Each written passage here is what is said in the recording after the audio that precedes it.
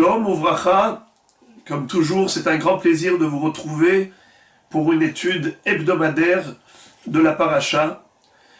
Donc gratitude à Torah Box qui nous permet cette réunion. En plus, maintenant c'est à Anit Esther, ça nous permet de nous libérer, de nous rendre disponibles pour de l'étude en cette veille de Purim, un jour aussi sacré. Il faut savoir que Purim, ce n'est pas un jour de débandade, bien au contraire. C'est un moment d'élévation spirituelle à tel point que le Harizal va nous dire que le Yom HaKippourim, le jour de Kippour, il est Kippourim, comme Purim. Et généralement, lorsqu'on compare deux éléments et on dit celui-ci est comme celui-là, ça veut dire que celui-là, c'est la référence. Purim, c'est la référence. Et Kippourim n'est que semblable à Purim. Comment ça se fait ? À Kippour, on fait Teshuvah par crainte, à Purim par amour. La Teshuvah collective du Ham Israël à l'époque de Haman leur a valu le sauvetage miraculeux. Ham Israël a pu survivre à une épreuve terrible, un danger qui menaçait l'existence même du Ham Israël. Et bien, suite à cela, le peuple juif s'est engagé à nouveau à servir à Kadosh Baruch Hu avec amour. C'est ainsi que nous dit la Gemara. Ki'imu vekibelu haYehudim alehem ve'al zar'am. Ki'imu ma shekiblu kvar. Israël a accompli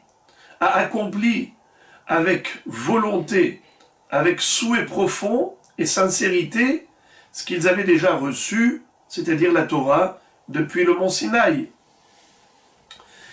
Puisque c'est un moment de renouvellement de Kabbalat Torah, alors ce jour-là, de Purim, on doit davantage étudier la Torah. Les gens s'imaginent que c'est le jour où on est dispensé complètement de l'étude. C'est faux. Alors au mois veille de Purim, en ce jour de Ta'anit Esther, on va réfléchir à ce qu'on va dire ce Shabbat, Be'ezrat Hashem, Parashat Tetzavé. Alors, je vais attirer votre attention sur deux points, ce qu'on va développer. Le premier, c'est un phénomène étrange et bizarre. C'est que depuis que la Torah nous a raconté l'histoire de la naissance de Moshe Rabbeinu, comment son berceau a été mis au bord du Nil, sa sœur qui a veillé sur le berceau en osier, jusqu'au moment où la fille de Paro a été se baigner et a sauvé Moshe Rabbeinu. Elle l'a élevé dans le palais du Pharaon. Ça a été raconté au début du Sefer Shemot. Et depuis lors, on retrouve le nom de Moshe Rabbeinu figuré dans toutes les parachiotes, dans toutes les sections hebdomadaires, jusqu'à la fin des 5 livres de la Torah du Pentateuque. À l'exception de cette paracha, la paracha de Tetzavé, qui commence par Ve'ata Tetzavé, Béné Israël. Ça veut dire tu vas ordonner. Dieu parle à Moshe Rabbeinu, mais sans mentionner son nom. Comme d'habitude, Vaïdaber Hachem el Moshe les morts, et Hachem parla à Moshe en disant, non, il n'y a pas écrit ce passouk là. Directement, Ve'ata Tetzavé. Et toi, tu ordonneras au Béné Israël. Pourquoi le nom de Moshe Rabbeinu, bizarrement, ne figure pas dans toute la paracha de Tetzavé? C'est un phénomène très particulier. Alors il y a des Mefarshim qui disent que Moshe Rabbeinu est décédé le 7 Adar. Et généralement, le 7 Adar tombe à proximité de la paracha de Tetzavé. Étant donné qu'il a disparu physiquement en cette date, alors dans la paracha également, son nom a disparu. Mais cette année, par exemple, le 7 Adar, c'est le vendredi veille de parashat Teruma, pas parashat Tetzavé. Mais dans la majorité des années, c'est comme ça. C'est vrai que le 7 Adar, généralement, tombe à l'aube de parashat Tetzavé. Mais le Baal HaTurim nous dit que la raison pour laquelle Moshe Rabbeinu ne figure pas dans cette paracha, c'est parce que lui-même s'est auto-infligé cette malédiction de l'effacement de son nom. Lorsque Am Israël avait commis la faute du veau d'or, il était en danger d'extermination. Hachem avait voulu carrément anéantir Israël. Or, Moshe Rabbeinu, comme un berger fidèle, va plaider en faveur de son peuple. Et il a obtenu gain de cause après 40 jours. Depuis Rosh Chodesh Elul jusqu'à Kippour, Moshe Rabbeinu, dans le ciel, il prie, il supplie Akadosh Baruch Hu. Et en effet, à la fin, le jour de Kippour, Hachem lui annonce le grand pardon. Il lui annonce le pardon de la faute d'Israël. Vayomer Hachem, salahti kidvarecha. Mais à un moment donné, quand Moshe Rabbeinu plaidait en faveur du peuple juif, il a dit à Hachem, Veim ain mehenina misifrecha asher katavta. Si tu refuses de pardonner la faute d'Israël, alors efface-moi de ton livre, du livre que tu as écrit. Étant donné que Moshe Rabbeinu lui-même s'est souhaité l'effacement du nom du livre d'Akadosh Baruch Hu, eh bien, ça ne s'est pas réalisé totalement, puisque le nom de Moshe Rabbeinu figure depuis Parashat Shemot jusqu'à la fin de la Torah. Mais tout de même, dans Parashat Tetzavé, on ne retrouve pas le nom de Moshe Rabbeinu. Cette malédiction s'est accomplie par rapport à cette paracha uniquement. Et pourquoi spécialement celle-là? Le Ben Ishraï, dans le livre Od Yosef Rai, il explique très joliment, il dit que dans le mot « misifrecha », efface-moi de ton livre, si on divise le mot en deux, ça fait « misefer chaf », du 20e livre, c'est-à-dire le 20e chapitre, la paracha numéro 20 depuis Bereshit, la 20e paracha de la Torah, c'est paracha Tetzavé. Mehenina misifrecha misefer kaf, misefer chaf, la 20e paracha. Alors, la question se pose, comment se fait-il qu'en effet, le nom de Moshe Rabbeinu a été effacé de la paracha Tetzavé parce qu'il s'était souhaité cela si Dieu ne pardonnait pas la faute d'Israël. Mais pourtant, Akadosh Baruch Hu a exaucé la prière de Moshe. Il n'a pas anéanti le peuple juif. Alors pourquoi est-ce que son nom a disparu? D'ailleurs, le Zohar Akadosh, c'est lui qui est à l'origine de ce commentaire. Dans Parashat Pinhas, le Zohar, page 246, nous dit que il ne faut jamais se maudire, jamais se souhaiter des choses négatives. Voyez que Moshe Rabbeinu, comme il a dit cela, Mehenina misifrecha asher katavta, alors son nom ne figure pas dans Parashat Tetzavé. Et le Zohar d'expliquer qu'étant donné que l'homme, quand il parle, il y a un malach, un ange, qui surveille tout ce qui sort de sa bouche. Et quand il dit quelque chose de négatif, eh bien cette parole-là, elle est montée au devant d'Hachem, et le droit est donné à cet ange, avec toute son équipe, de concrétiser ce mal, Hasve Shalom. Ils répondent Amen à ce souhait, et ça va se réaliser. Al tiftar pe la Satan, n'ouvre pas ta bouche au Satan. Ne jamais dire des choses négatives.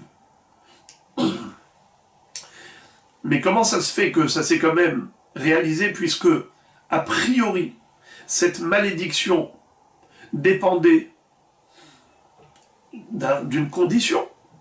Or, la condition n'a pas été remplie, puisque Moshe Rabbeinu a dit à Hachem, efface mon nom si tu refuses de pardonner Israël. Mais finalement, Akadosh Baruch Hu, il a excusé. Il a en effet expié la faute du peuple juif. Salahti kidvarecha. Donc, pourquoi est-ce que Moshe Rabbeinu, son nom ne figure pas dans Parashat Tetzavé? Le Baal HaTurim complète son commentaire en disant Kilelat hacham afilu al tnai hiba. La malédiction d'un sage, elle s'accomplit même lorsqu'elle a été adressée, souhaitée, à condition. Bien que la condition n'a pas été remplie, tout de même, la malédiction, elle tombe, malheureusement. Elle se concrétise. Exemple, la Gemara dans Masechet Makot, page 11, nous raconte qu'à l'époque où David Amelech avait creusé les fondations du Beth Amikdash, car il souhaitait construire le Saint-Temple, Hachem finalement l'a retenu en lui disant que ce sera son fils, Shlomo HaMelech, qui va construire Beth Amikdash. Mais en attendant, comme il avait creusé très profondément dans le sol, il avait atteint l'eau des abîmes. Il y avait une pierre qui a été retirée, et lorsqu'il a retiré cette pierre-là, eh bien, l'eau des abîmes s'est mise à remonter à la surface et menaçait carrément d'inonder le monde.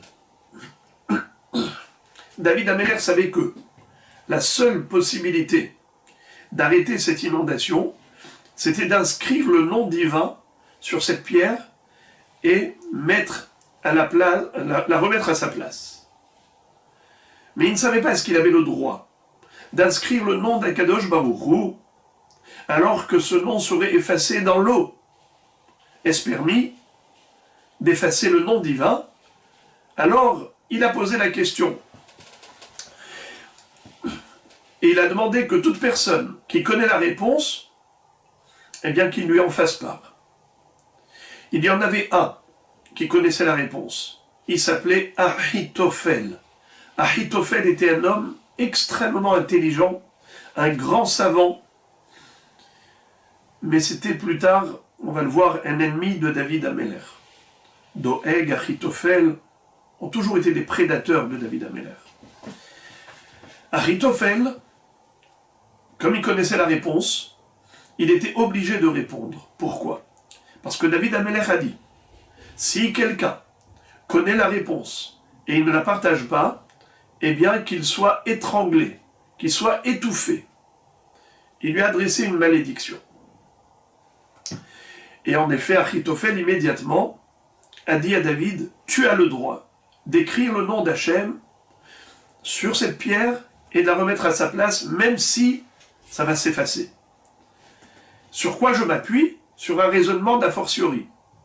On le sait que lorsqu'un homme, à l'époque du Beth Amikdash, soupçonnait sa femme d'adultère, de l'avoir trompée, il devait l'accompagner au Beth Amikdash.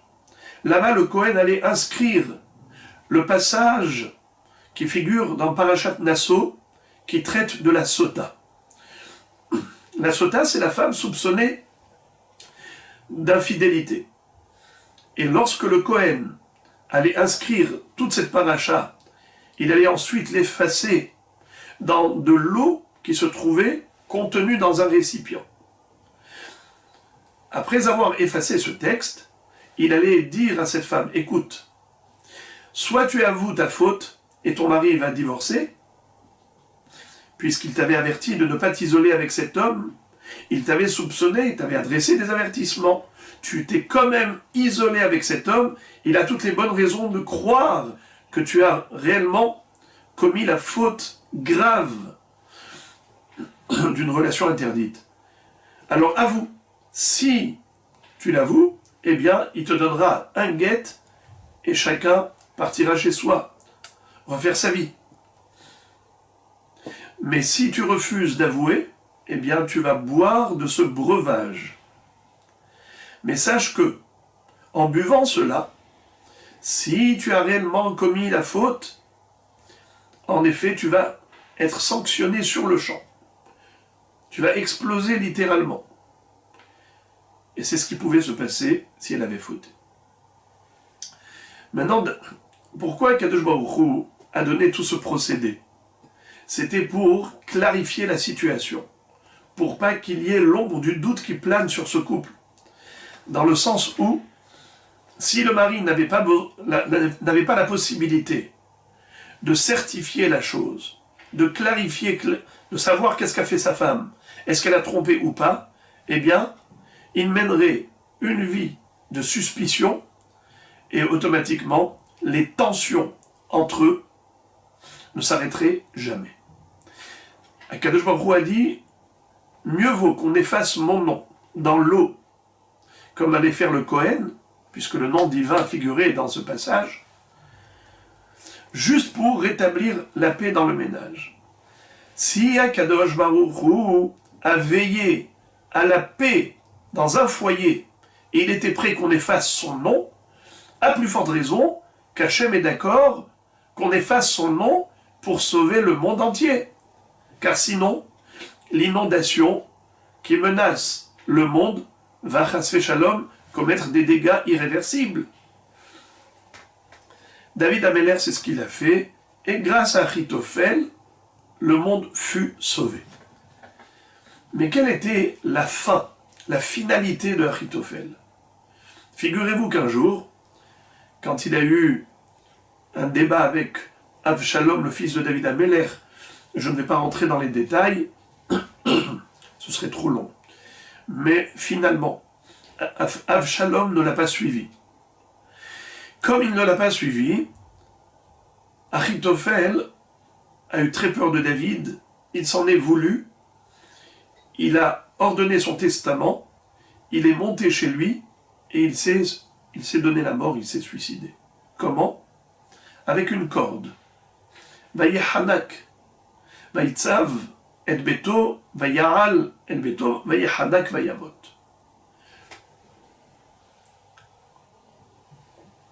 Nous voyons donc que Achitophel, comme David Améler l'avait maudit, en disant que celui qui connaît la réponse et qui ne partage pas avec les autres, qui soit étranglé, concrètement, Achitophel est mort, étranglé par lui-même.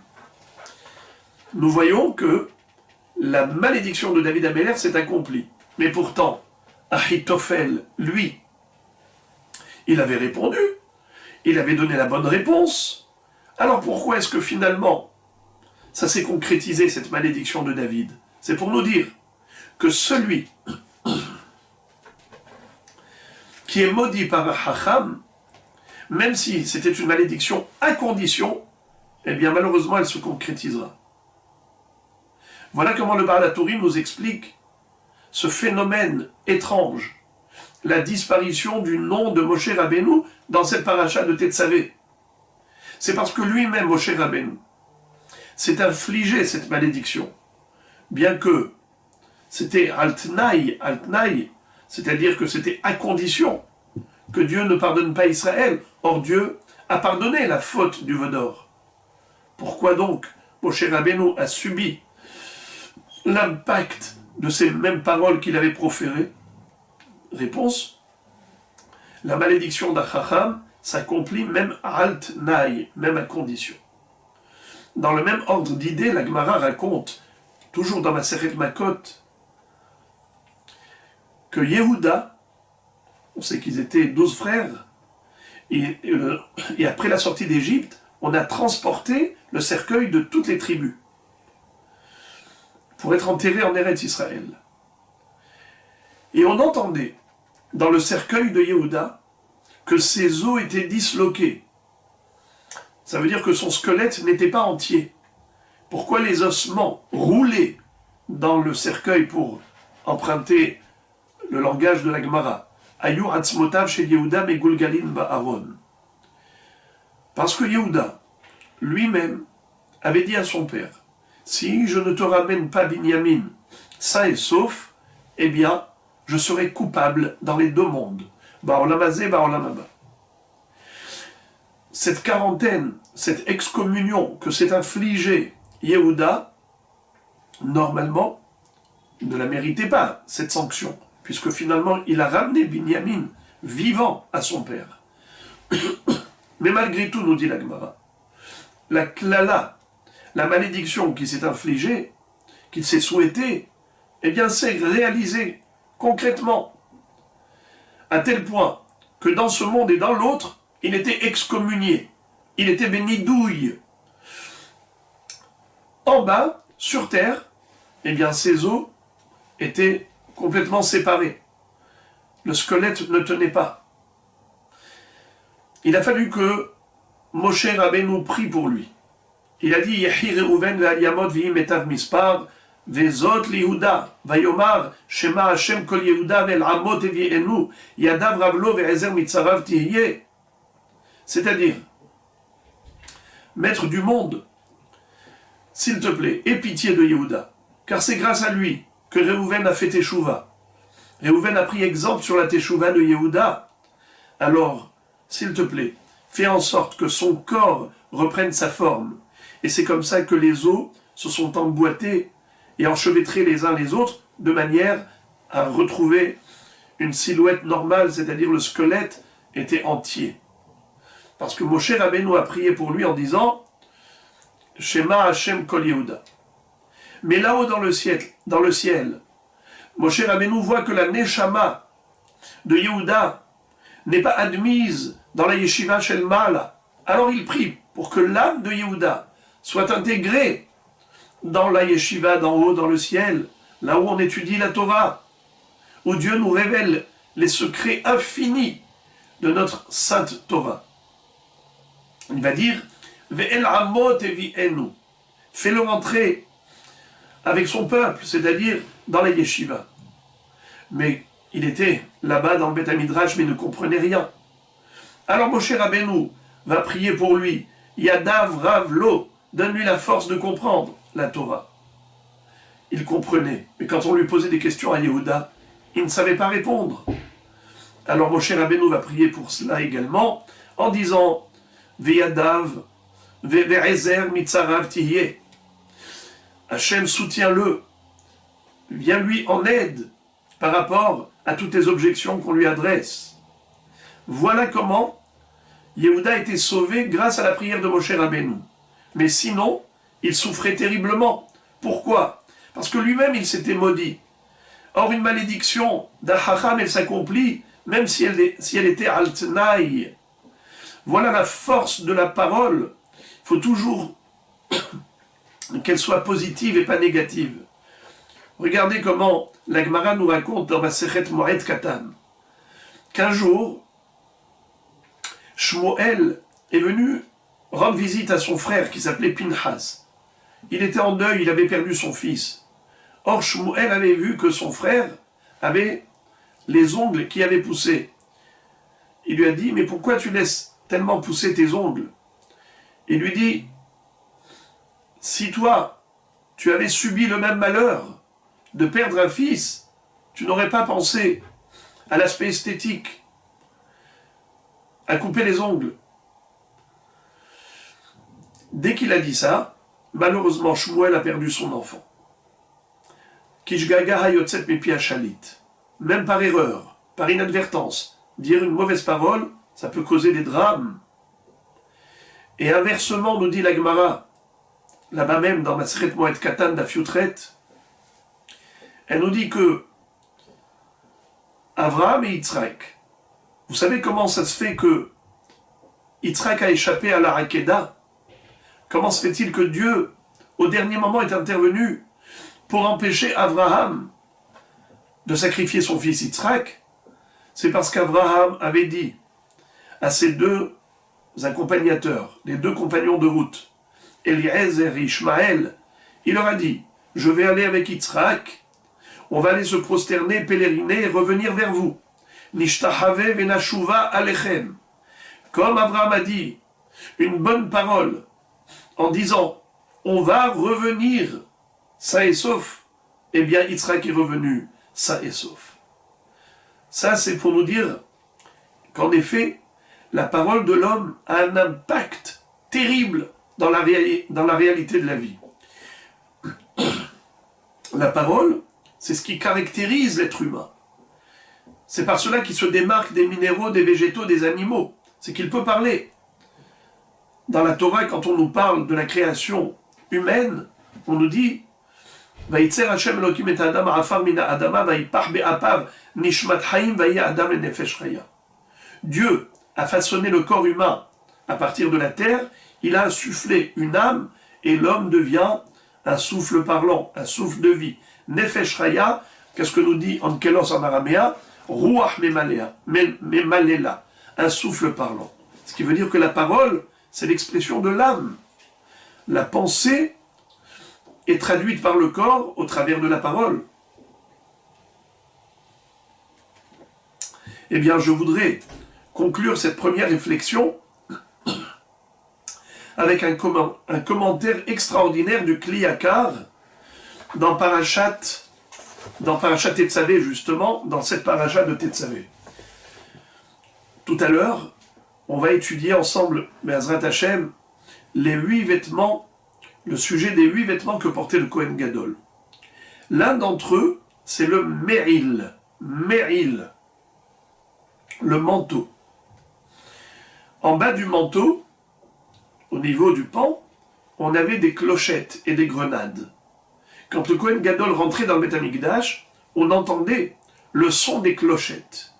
Et la Gemara va nous dire qu'en effet, ce son kadosh allait être la contrebalance des sons tamés, c'est-à-dire la parole qui est impure, une parole de médisance, de la shonara, de colère et ainsi de suite, tout ce qui est parole négative allait être réparé et expié par le son positif des clochettes du Meril que portait le Kohen Gadol lorsqu'il rentrait dans le Beth Amikdash, dans le Saint-Temple. Venishma kolo bebo'o el hakodesh. Quelle était la couleur du Meril? Techelet, bleu azur. Eh bien, le Kli Yakar nous dit que la couleur bleu azur du Meril ressemblait à la couleur de la mer. La mer, elle est bleue. Et dans la mer, il y a des vagues. Les vagues arrivent avec une force terrible. On s'imagine qu'elles vont inonder le monde. Or, en arrivant sur le rivage, elles s'émoussent. Grâce à quoi? Grâce au sable de la mer que Akadosh Baruch Hu a mis autour de l'océan pour servir de barrage.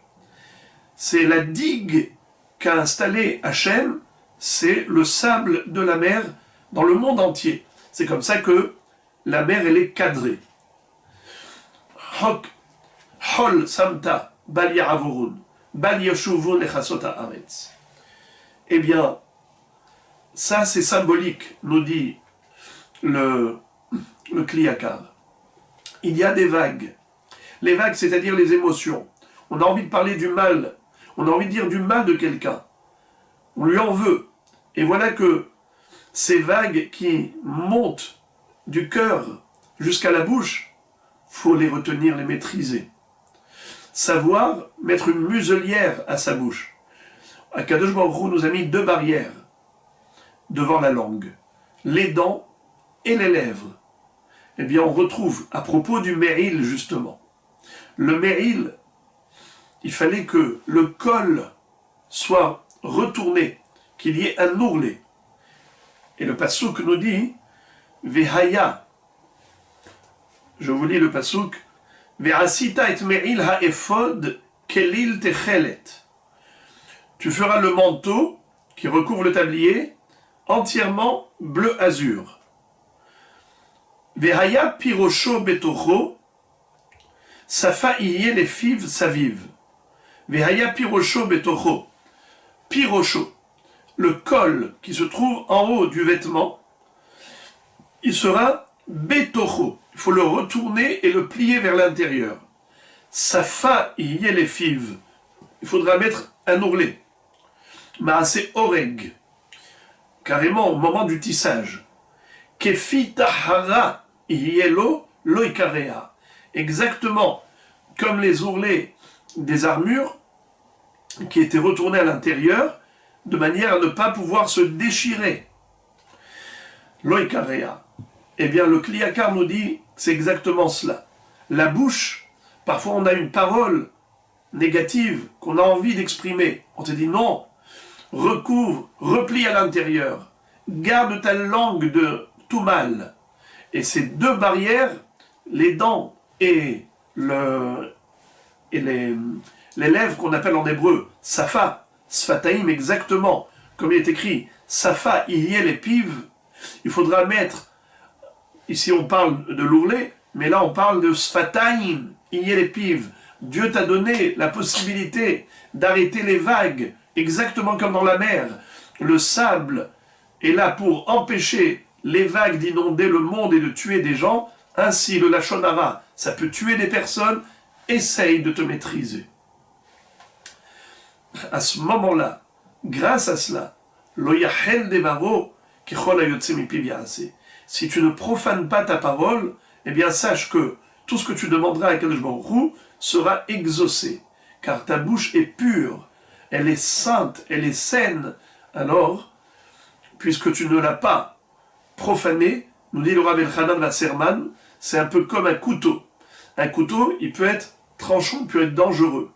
Mais lorsque il y a des, comment on appelle ça, de la rouille, eh bien le couteau n'est plus tranchant. Il dit un couteau, en effet, la parole d'un Chacham, pourquoi elle est tranchante? Parce que c'est une parole qui est pure. Il ne dit pas des bêtises. Mais si la bouche a servi à tellement de bêtises, alors elle est profanée. Elle n'a plus d'impact vraiment. Donc, si on veut que nos prières atteignent le ciel et que Akadosh Baruch Hu nous exauce, donc il faut garder ça toujours présent à l'esprit. De faire attention à ce que l'on dit, ne jamais souhaiter du mal ni à soi-même ni aux autres, que des paroles positives.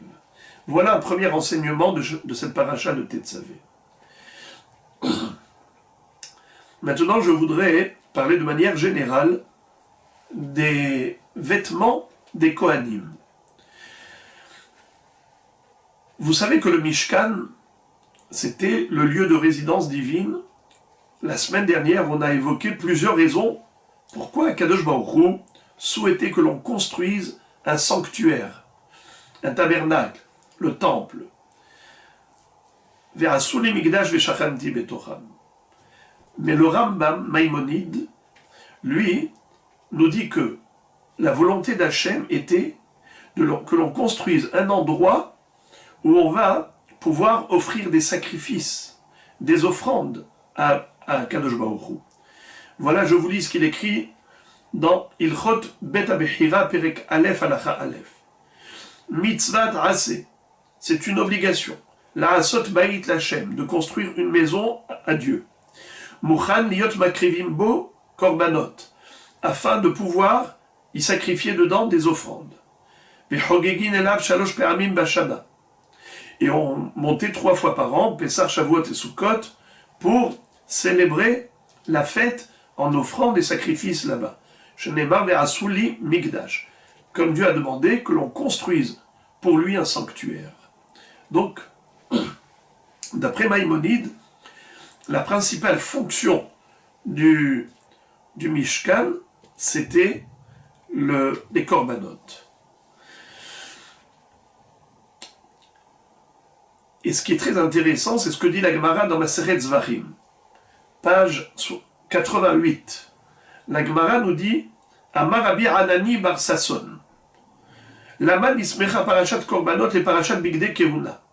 Pourquoi la Torah a juxtaposé le sujet des korbanot, des sacrifices, au sujet des vêtements sacerdotaux, les vêtements des Kohanim.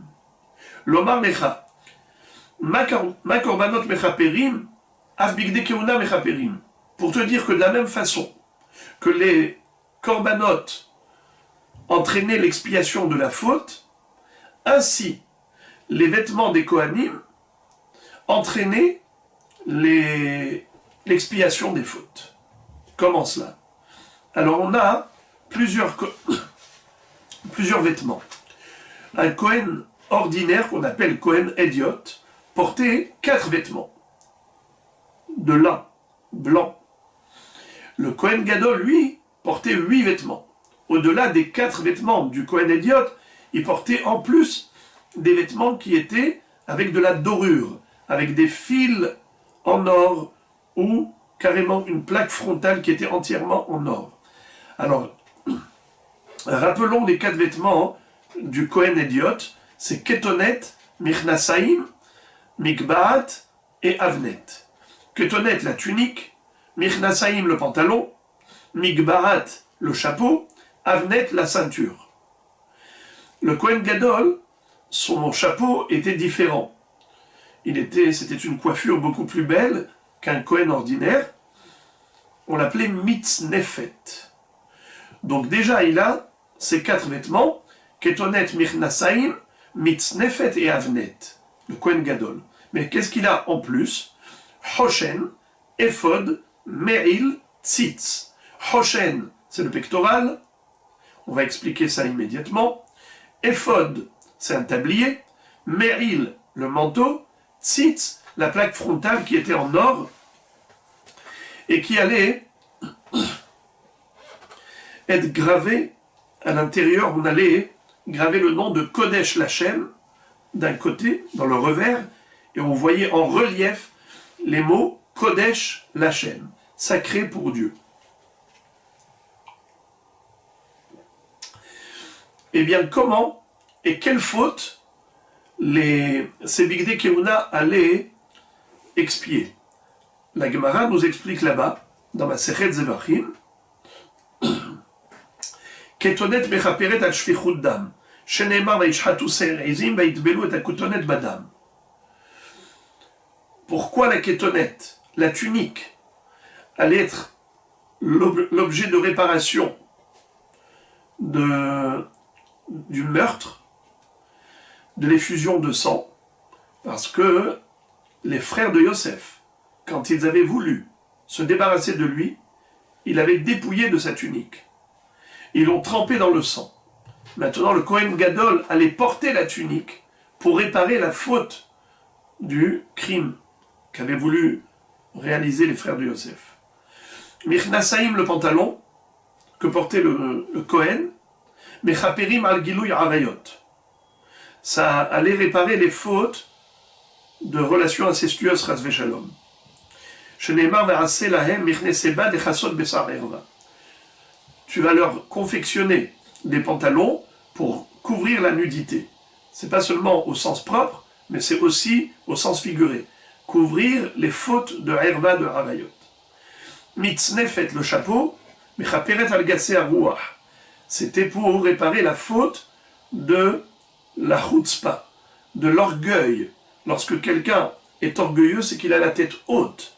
Minaim, Amar Rabbi Hanina. Yavo davar shebegova vechaper al gova. Le chapeau qui est au sommet de la tête qu'on mettait pour la mitzvah, c'était pour réparer le rehaussement de la tête par orgueil. Avnet, la ceinture, mechaper al hirhur halev. Hechadeite. La ceinture, étant donné qu'elle était autour du cœur, et d'après le Yerushalmi, combien mesurait la ceinture? 32 coudées. 32 coudées. C'était un ruban qui revenait sur lui-même 32 coudées. Eh bien, cette ceinture-là qui fait 32 coudées, c'est la valeur numérique de lève. Lève, c'est lamed bet, 32. Mechaper alehur alev. Celui qui avait des mauvaises pensées, eh bien, le Kohen Gadol, en portant sur son cœur cette ceinture, il était mechaper pour les mauvaises pensées du cœur. Voilà donc qu'on a déjà compris pourquoi ces 4 vêtements étaient mechaperim sur ces 4 fautes. Mais maintenant on va parler du Kohen Gadol. Lui il avait en plus 4 vêtements ou bijoux, Hoshen, Ephod, Me'il, Vetzitz. Le Hoshen, c'était quoi? Le pectoral, c'était un tissu qui était élaboré avec différents matériaux, Techelet, Argaman, Tolat Shani, Veshesh Mozar, avec un fil d'or. Donc il y avait un tissu qui était confectionné avec toutes sortes de fils de couleur bleu azur, Techelet, Argaman, Tolat Shani, écarlate, pourpre, Veshesh et en lin. En tout cas, on rajoutait un fil d'or en plus dans le filage. Et donc c'était un tissu fabuleux. Il était de forme rectangulaire, on le pliait en deux, il devenait carré. Et dans le pli de ces deux parties du Hoshen, on mettait à l'intérieur le nom divin, un parchemin où on avait écrit les 72 lettres du nom divin. Et qu'est-ce qu'il y avait devant? Lorsque le Kohen Gadol portait sur son cœur le Hoshen, en fait on voyait 12 carrés d'or qui étaient sertis de diamants. Et dans ces diamants, dans ces pierres, on avait gravé des lettres. Le nom des 12 tribus, Avraham, Yitzhak et Yaakov, et Shivte Yeshurun. De manière à ce qu'on avait les 22 lettres de l'alphabet qui figuraient dans ces 12 pierres. Au moment où le Kohen Gadol posait des questions à Kadosh Baruch Hu, Hachem répondait au travers de ces lettres. Car ces lettres, quand elles brillaient, on les associait pour former des mots, des phrases, un texte, le message divin. C'est comme ça qu'on avait le mishpat d'Akadosh Baruch Hu. On posait des questions, surtout lorsqu'il s'agissait du besoin du Ham Israël, pas pour des besoins individuels d'une personne, c'était assourd. Il s'appelait Hoshen HaMishpat, le pectoral de la justice. Et nous dit la Gemara, Mechaper al-Adinim, Sheneemar ve'asita Hoshen Mishpat. Quand le Kohen Gadol portait le pectoral sur son cœur, ça entraînait l'expiation des fautes des Dayanim. Lorsqu'un Dayan s'était trompé et qu'il avait penché le jugement de manière injuste, pour cette injustice, il y avait le Hoshen qui réparait. Ephod, le tablier, ça réparait la faute de Avodazara, car les idolâtres portaient les tabliers. Or nous ici, on portait un tablier pour servir Dieu à l'intérieur du Beth Amikdash. Ce tablier, en fait, c'était au niveau de la taille qu'on avait le tissu qui ensuite revenait devant. L'ouverture était devant. Et le Hoshen et le Ephod étaient liés, parce qu'il y avait des bretelles qui remontaient de l'arrière du tablier, qui remontaient sur les épaules du Kohen Gadol, et qui étaient attachées avec des chaînes au Hoshen et Ephod. Il y avait d'ailleurs deux grandes pierres précieuses sur les épaulettes, sur les épaules du Kohen Gadol, sur le Ephod, et il y avait inscrit le nom de 6 tribus à gauche et de 6 tribus à droite. Ça c'est pour le Ephod. Et enfin, Me'il, Mechaper al-Lashon hara, Minaïn, Amar Rabbi Chanina, Yavo Davar Shebekol Mechaper al-Kol hara. Le son des cloches qui sonnaient au bas du Me'il, au bas du manteau, quand le Kohen Gadol rentrait dans le Saint-Temple, c'est un son kadosh qui allait réparer les sons négatifs du Lashon hara ou de toutes sortes de mauvaises paroles. Le tzitz, c'est le 8e vêtement et bijou du Kohen Gadol, Mechaper al-Azut Panim. La plaque frontale que portait le Kohen Gadol, qui était en or, c'était pour réparer l'effronterie. Car l'effronterie, c'est au niveau du front. Comme dit le Passouk, Umetzach Isha Zona Hayalach. Tu avais le front de l'effronterie d'une prostituée. Et donc ça, c'est Mechaper pour la Azut Panim. Voilà donc le rôle et la fonction des 8 vêtements sacerdotaux. Et maintenant, je voudrais me focaliser sur le Hoshen. Le Hoshen, comme on a dit que c'était le pectoral que portait le Kohen Gadol sur son cœur. Mais nos maîtres nous révèlent, dans plusieurs endroits, dans le Midrash, dans la Gemara, que Aharon à Kohen a mérité de porter le Hoshen sur son cœur. Pourquoi? Nous dit la Gemara dans Maseret Shabbat, page 139, Amar Rabbi Simlai, Bischar vera'acha vesamach belibo, zachar le Hoshen al mishpat al libo. Aaron à Cohen s'est réjoui dans son cœur lorsqu'il avait vu que son jeune frère, Moshe Rabbeinu, avait pris sa place comme étant le porte-parole d'Hachem auprès d'Israël. On le sait que pendant toutes ces années de l'absence de Moshe Rabbeinu en Égypte, qui était l'intermédiaire entre Akadosh Baruch Hu et Am Israël? Qui était le prophète? C'était Aaron à Cohen. D'ailleurs, au moment où Hachem s'adresse à Moshe en disant « Va libérer tes frères, vas-y, va réclamer au Pharaon la libération du Am Israël. » Moshe Rabbeinu a dit à Kadosh Baruch Hu, s'il te plaît, ne m'envoie pas à moi. Shelachna beyatishlach. Envoie celui que tu as l'habitude d'envoyer. C'est-à-dire mon frère Aaron. Je ne veux pas empiéter dans son domaine. Je ne veux pas prendre son poste. Pendant 7 jours, Moshe Rabbeinu a essayé de refuser cette proposition pour persuader Hachem d'envoyer Aaron. Et Akadosh Baruch Hu a apaisé et rassuré Moshe Rabbeinu. Il lui a dit, n'aie pas peur. Sache que Aaron, non seulement qu'il ne va pas te jalouser, au contraire, il va se réjouir dans ton cœur, dans son cœur. Vera'acha vesamach belibo. En te voyant, il se réjouira dans son cœur. Et le Midrash dit, comme ça dit le Midrash, rapporté par le Shita Mekubetset, que dans son cœur encore plus que dans sa bouche. Que veut dire ce Midrash? C'est que il sera tellement heureux, il sera tellement joyeux, que l'émotion de son cœur sera trop forte pour trouver des mots pour exprimer sa joie. Comme quelqu'un qui est surpris par un grand bonheur, il ne trouve même plus les mots pour s'exprimer. Eh bien, Vera'acha vesamach belibo, belibo yoter mi bepiv.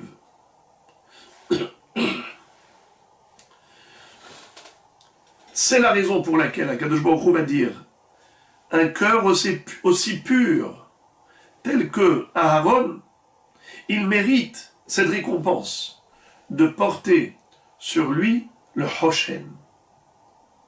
Ce Hoshen-là, comme je vous ai dit tout à l'heure, il s'appelait aussi Urim Vetumim. Pourquoi il s'appelle Urim Vetumim?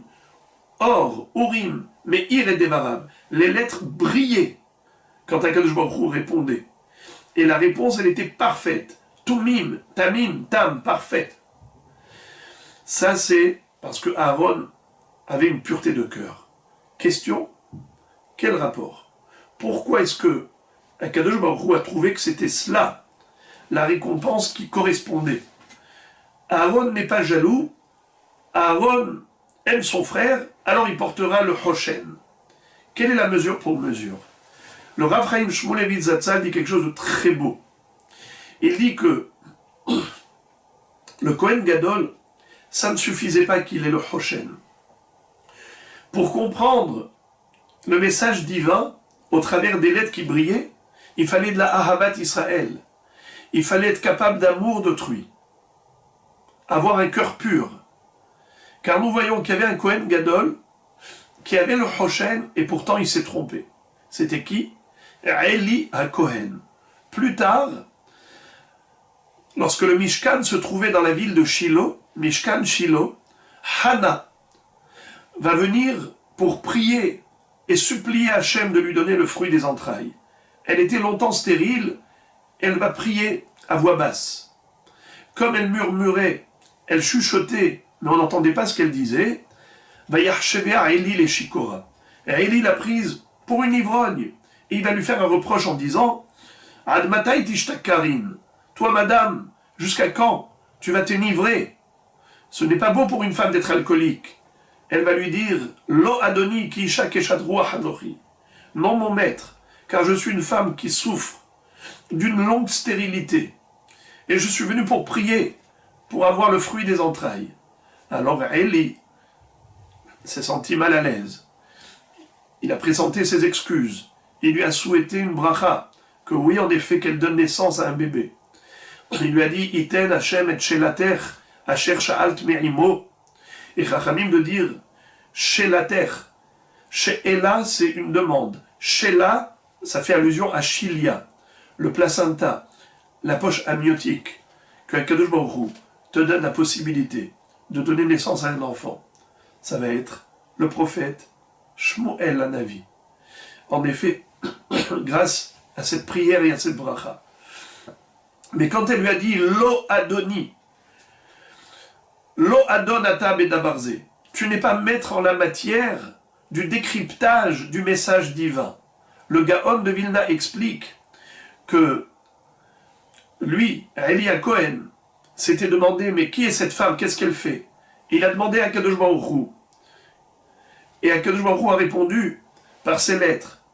Shin, Kaf, Resh, He. Que veut dire Shin, Kaf, Resh, He? Shikora, une ivrogne. Elle lui a dit, non, tu n'as pas compris ce que Dieu t'a dit. Les lettres, c'est Kaf, Shin, Resh, He. Keshera, Kaf, Sin, Resh, He. Kesara. Je suis une femme Keshera, mais je suis comme Sarah, stérile. Elle a eu un enfant après des décennies de prière. Moi aussi, je veux adopter le même comportement. Je veux prier mon Père Céleste pour avoir un enfant. Eh bien, voilà, nous dit le Rav. Il n'est pas suffisant d'avoir sur son cœur le choshen, le pectoral, parce qu'il faut savoir, comprendre qu'est-ce que Akadosh Baruch Hu veut nous dire. Or, Élie n'a pas ressenti la douleur, la souffrance de Hannah. Donc il a pris pour une ivrogne.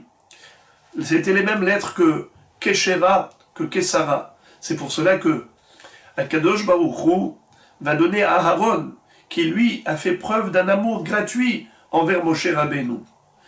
Il était pur dans son cœur et dit, mon frère a été choisi et élu par Dieu à ma place, qu'à cela ne tienne, je suis très heureux pour lui.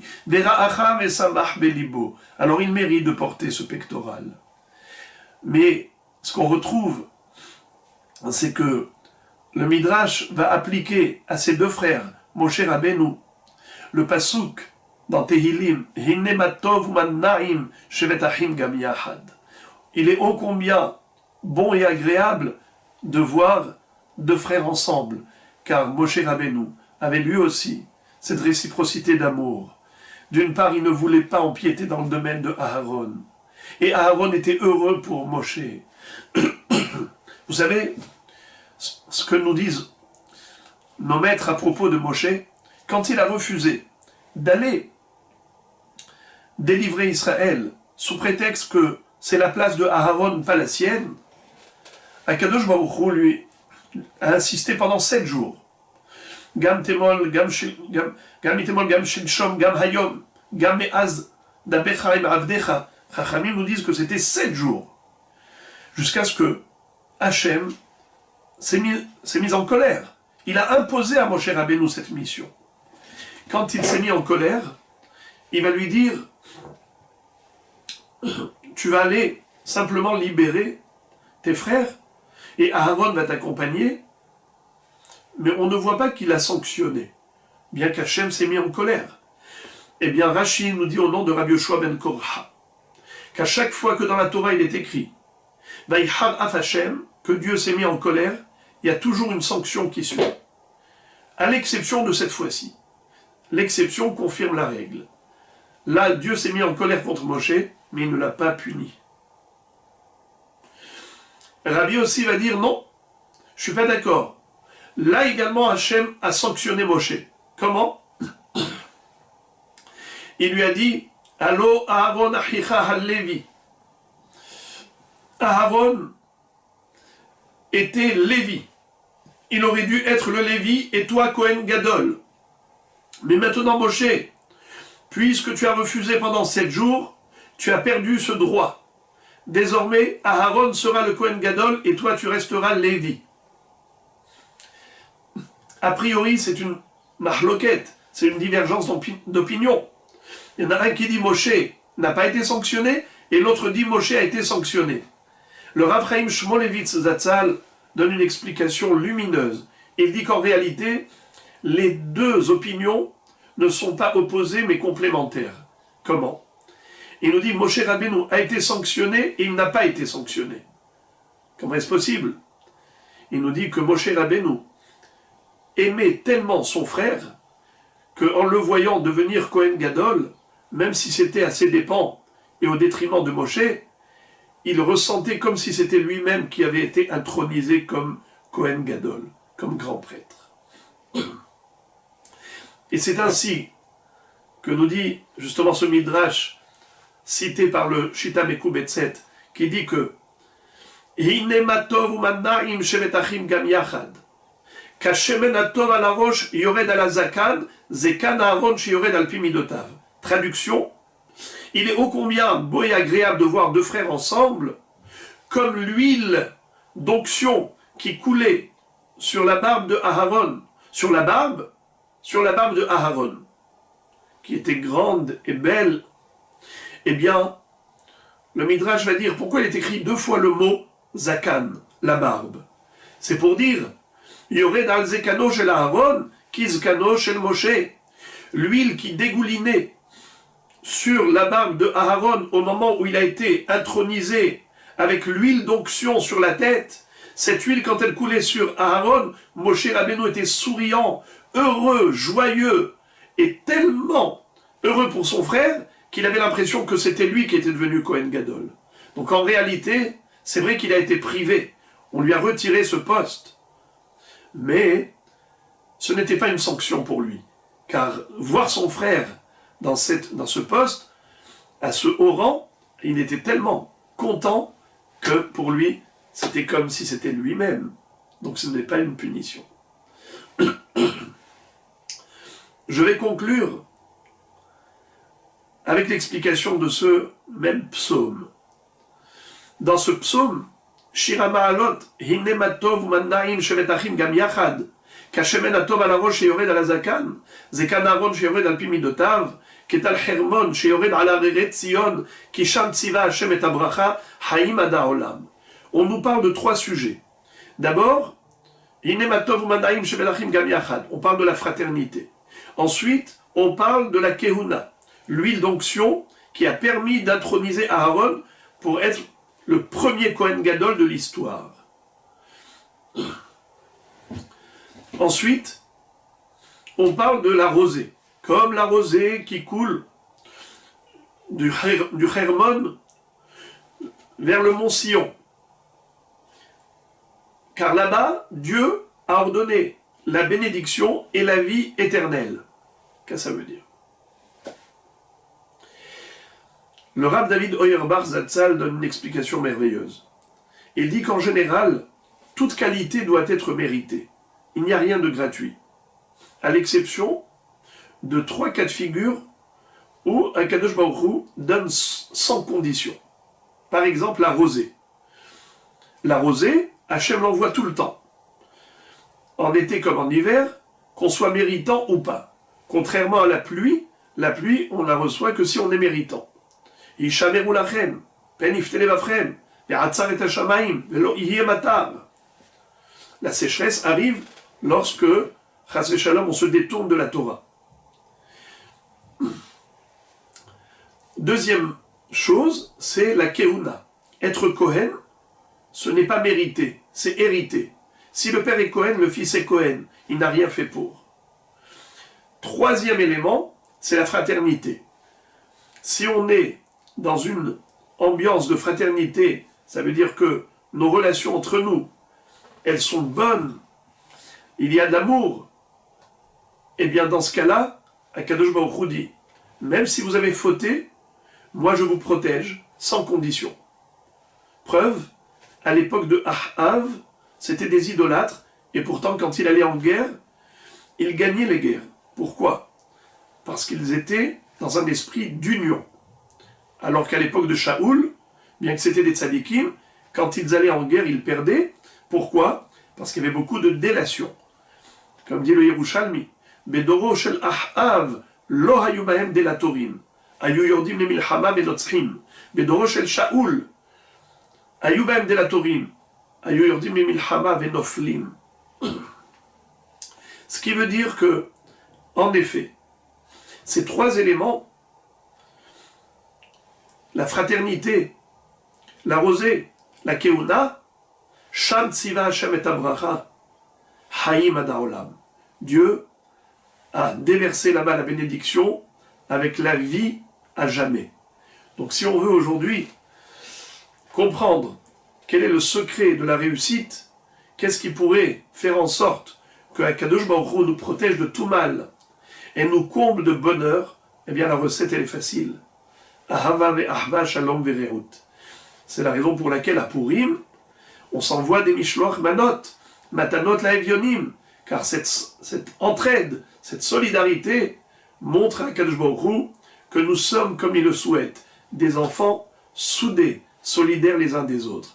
Alors, Be'ezrat Hashem, comme à Purim, Am Israël a mérité cette libération, cette délivrance face au danger qui menaçait, à savoir Haman Aracha, qui voulait détruire Am Israël, eh bien que Akadosh Baruch Hu nous sauve de tous les dangers, que ce soit des ennemis physiques ou que ce soit des virus qui sont invisibles dans tous les cas de figure, que Am Israël puisse mériter la Hashgahat Hashem, la Ahavat Hashem, Ad biat Mashiach tzidkenu, vekarov biyamenu, Amen ve Amen. Bruchim tiyu, merci de votre écoute attentive. Les éditions Torah Box, c'est des dizaines et des dizaines de livres pour les petits comme les plus grands, sur tous les sujets de la vie juive et abordés de manière accessible à tous. Paracha, histoire pour les enfants, construction personnelle, couple, Shabbat, fête juive, biographie. Chaque mois, c'est 2 nouveaux livres édités, vendus au prix les moins chers du marché et livrés partout dans le monde. Il vous suffit de les commander sur le site Torah Box à tout moment, pour les offrir à votre communauté, à vos proches ou pour renforcer vos connaissances avant les fêtes. Les éditions Torah Box, des livres sur mesure pour vous.